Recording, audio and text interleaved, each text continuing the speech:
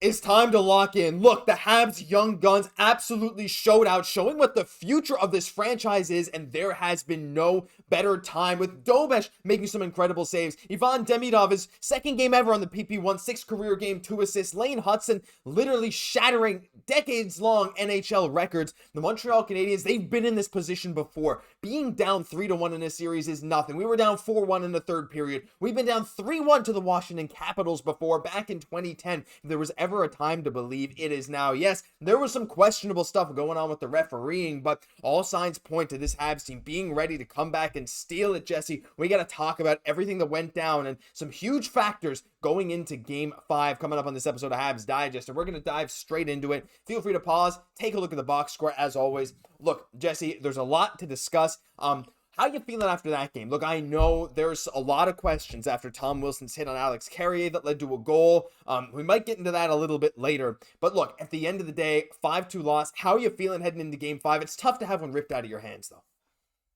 This is a tough one, right? Because you feel like we kind of had this one, or at least kind of get into overtime. But we know in that third period, you just had the feeling like, okay, the Montreal Canadiens couldn't stand pat. That we kind of need to add to this lead, for it to really kind of secure this win here today. So very tough with just over 3 minutes left on the clock to have this game really kind of ripped from us. But again, the young guys learning how to win kind of some of these pivotal games. Of course, there's some, obviously some iffy calls for Montreal. It seems to still be getting that short end of the stick there. But again, the boys, a lot of that next generation really kind of showing up. For sure, this is a tough one though. But you know what? Like, the Montreal Canadiens, they're not going to give up. They're going to take it every single game. And as you said earlier, like, we've been down 3-1 and came back even to the Capitals, right? So the boys are going to take it one game at a time going forward. If there's any consolation, is like, we showed like very much we were in charge of this game until very, very late, right? So it's all about kind of finishing that effort.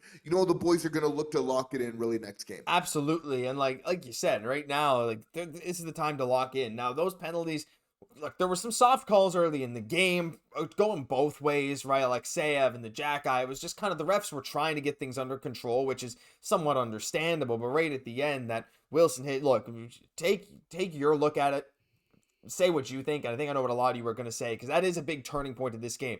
Jesse, the momentum was all Washington's after that hit, one way or another, clean or not, and Montreal could not respond. It sucks, but you know what? We got to move on. But the big thing, Jesse, today, I thought Josh Anderson was once again just like well deserved the praise he's getting from Habs fans. But we got to talk about the young guys, because that is the big thing coming out of this game. Look, there's no point at this point in dwelling and being negative. Like Nick Suzuki said, do you want to be like Nick Suzuki? I think you do, right? After the game, it absolutely sucks. I'm paraphrasing, but we got to turn around real fast. That's right. We got to go right back into Washington, be ready to go. But we got to talk about the young guys, Jesse, the lane train, our boy Lane Hutson, shattering NHL records right now. 65 assists in the regular season and playoffs combined. That's the most by a rookie defenseman in NHL history. All defensemen in NHL history for regular season plus playoffs. He was outstanding. He's now up to 5 points in 4 playoff games. Like we said last game, Jesse, for a 5'9", undersized, underweight, not so physical defenseman to be able to do this against the number 1 seed physical Capitals, no less, is nothing short of amazing. Definitely. And the Lane Hudson's such a gamer. He wants to win more than anything else. But you saw that compete in this game and really kind of contributing, to, again, being able to assist to Caufield. Again, showing some of that chemistry with Demidov. We've seen it in practice. Now we're starting to see it in the games really taking shape, which we'll get into that in a moment, which is absolutely unreal. Love seeing Demidov on that PP1. Just saying, but Caufield, again, being the recipient of just amazing setups from our boy Hutson when it really matters. Once again, that young group, and I'll even put Cole Caufield into that young tier as well, obviously, just playing so phenomenally well. When it kind of matters, I always knew that Lane Hutson would be good in the playoffs, or even Slaf, which I think we need to get to a second. But it's just seeing them actually prove it and show that Slafzilla, that he is a type of playoff guy. We're alluding, you can hear his steps coming, right?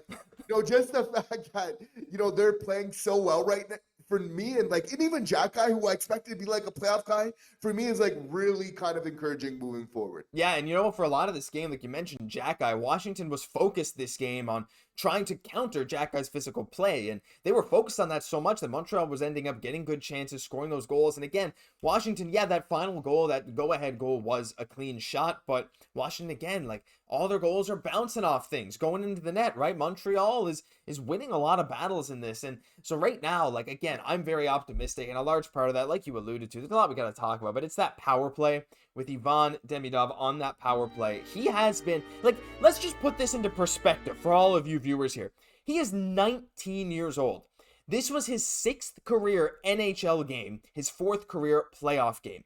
And he was put on the PP1, and he had 2 assists, and was the second, both on the power play, one, by the way, and he had the second highest game score on the Habs with Lane Hutson. Actually, well, sorry, Demidov was the highest. Lane Hutson was second. Like, Jesse, like, this is insane. And we roll these clips again. That dangle was filthy. He had more than just that in this game. He has proven to be such an impact player. This Caufield scoring from the line A spot is just like, it writes itself as well. But like right now, the play we're seeing from these young guys, Jesse, the average age of the PP1 is 22 years old. We are the youngest team in NHL history to make the playoffs, and our youngest players are our best players night in, night out. Even if this series doesn't go our way, which, by the way, we have full faith that it will, because this team never says die. Even if it doesn't, by some miracle Washington wins this series, we come in and we look at our young guys and say, look at this future. I'm getting messages from everyone, Jesse, saying this team is genuinely going to be scary. They're scary now. We're keeping up with the number 1 seed Capitals in every single game while dominating them last game, only losing on that go-ahead goal with 3 minutes left in this one. There is, like, I'm just happy to be here. This is unbelievable stuff that we're seeing, and I'm just anxious and excited to see what's coming in the next few years. For sure, because those young guys are really showing up. Like Hutson breaking Chelios' 80s record, like most assists in a rookie season from any D-man is Lane Hutson. Now, solely in control of this record. Like, what just an amazing year that he's had, obviously. But it's not alone. Like, Demidov is showing that great playmaking. I think we're about to see a lot more goals from him, but we just see him keep getting better and better. And that's why we still have faith in this series, because Ivan Demidov isn't over. Like, I could very much see him at least even getting his own goal before this season is, or before this, rather even this series is done, because he just keeps getting better and better. Like, those hands on that power play one, I am absolutely loving that. That chemistry between him and Hutson, like, that's not a guarantee. But again, we know what we have in Hutson already, a PP that's already pretty good.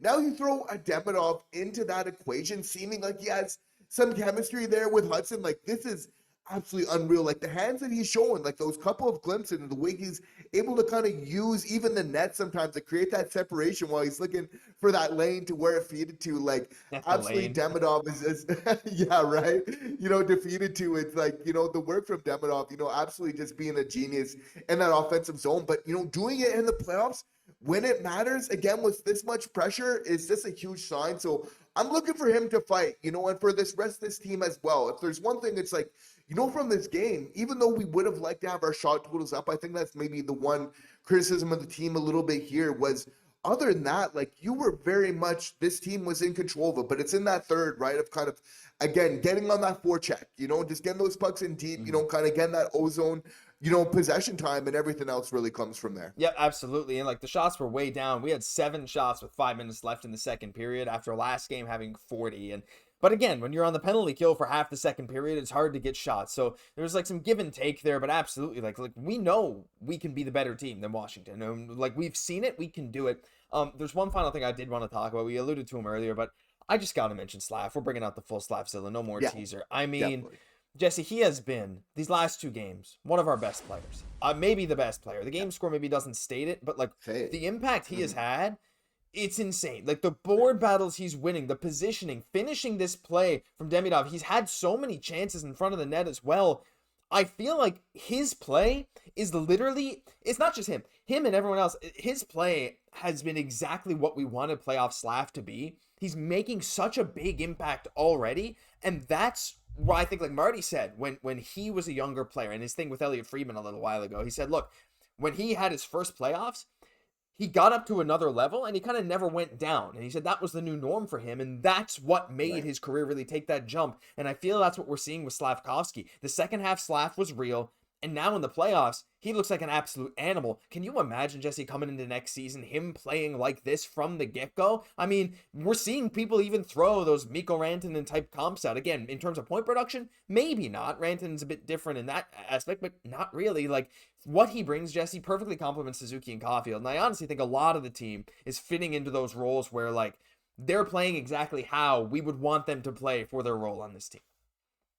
And when Slav is choosing to play in the way that he is, of playing a little bit more of that physical type of game, this is exactly where it bears fruits for you, is in the playoffs, where again you can play that rough and tumble type of game, win those board battles, which is really helping your team at those critical times. Again, when you're a young player, you're deciding, okay, like, am I going to be some type of sniper finisher? Am I going to be, kind of a little bit, bring that skill game, but get along the boards as well? Slav has chosen, I'm going to have my cake and eat it too. Like, as he shows tonight, he can have that great shot, but he doesn't mind getting along the boards as well. And that's why he's so valuable for this team, and he can really wear so many different hats. So I think he really has, chosen a solid game, which is going to be beneficial for the Montreal Canadiens, not just in the regular season, but later on. So to really see him kind of turning it on, even though, like, we felt like, okay, choosing this type of game would benefit him in the playoffs, seeing is believing, and we're seeing that right now with Slafkovsky. And we're seeing it now with Ivan Demidov. We're seeing it now with Lane Hutson. We're seeing it with Caufield, even Suzuki. Like, this young core is not going anywhere. We're making noise against the number 1 seed, and this series is far from over. We've gone on 3-game win streaks this season against teams much better than the Washington Capitals. We've beaten the Capitals when we've been down 3-1 before. And a little note to end this video off on, no team in the NHL has blown more 3-1 leads than the Washington Capitals. Just leaving that for you. That'll do it for this episode of Habs Digest. We are excited. Leave some hype. Leave some whatever you're feeling down in the comments down below. We'd love to hear from you. And we will be right back here. Jesse, what do you think? Live stream Monday. We got a lot to talk about tomorrow. And we'll be right back as well. Don't forget, every single day, but especially after Game 5. I'm Josh Gosse, my co-host, Jesse Poirier. We'll catch you in the next one.